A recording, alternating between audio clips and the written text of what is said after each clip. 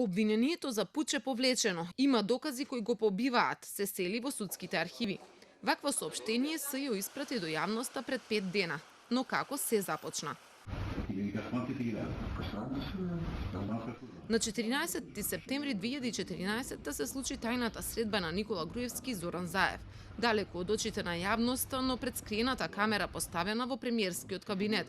Во таа неделна вечер се разговарало за други тајни снимки. Ти викаш дека не си ти снимал, туку ти го даде. Странците го даде. Странците може да разни цели и мотиви. Видеото од средбата осамна на интернет 4 месеци потоа, но само 5 дена откако МВР обелодени дека го сомнечи опозицијскиот лидер за пуч. На средбите и комуникациите пријавениот на председателот на владата на Република Македонија јасно и децидно му упатил сериозни закани дека поседува докази од компрометирачки карактер за носители на високи јавни, службени и државнички функции во Република Македонија. Не една, туку 4 средби имало меѓу тогашниот премиер Никола Груевски и првиот опозиционер Зоран Заев. Ова веднаш по акцијата на полицијата го објави Груевски. Ја кажа својата вистина. Заев му се заканувал со снимки набавени од странски служби. Од која земја доаѓаат не кажа, ама се пожали дека со нив го уценувал да попушти за барањето за техничка влада. Констатирав дека дел се точни, дел половично точни и дел неточни. Сепак, фактот дека дел од нив беа точни укажуваше на сериозноста на ситуацијата. Во наредните денови и недели тој почна и јавно да говори дека поседува таков материјал, што ја засили заканата за нас и кон нас. Обвинение од јавното обвинителство дојде празнично на 1 мај 2015-та. Прво обвинет беше екс-разузнавачот Зоран Дерушевски за шпионажа, прислушкување и насилство врз државни органи. Му помагале Ѓорги Лазаревски, Звонко Костовски, вработени во УБК, сопругата Сонја Верушевска, Борис Палифров, вработен во општина Струмица и лидерот на СДСМ Зоран Заев. За сите имаше притвор освен за Заев. Костовски пак во меѓувреме со спогодба го призна делото и доби затворска казна. Ама опозицијските бомби со разговорите на високи функционери кои откриваат корупцијски скандали експлодираа. Политичката криза се заоструваше. Судењето беше закажано за во август, ама никако не можеше да започне.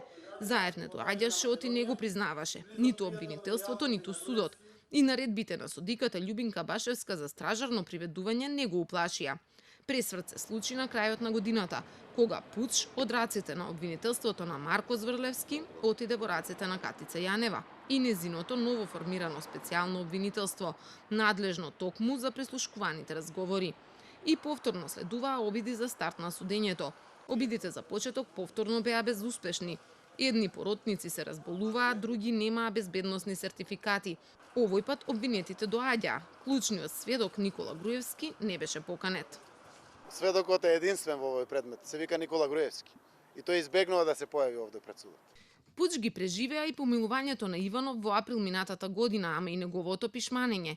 Тој си ги поништи одлуките кои сам си ги донесе, во кои меѓу 56 мината помилувани, осомничени, обвинети или осудени беа и оние од пуч.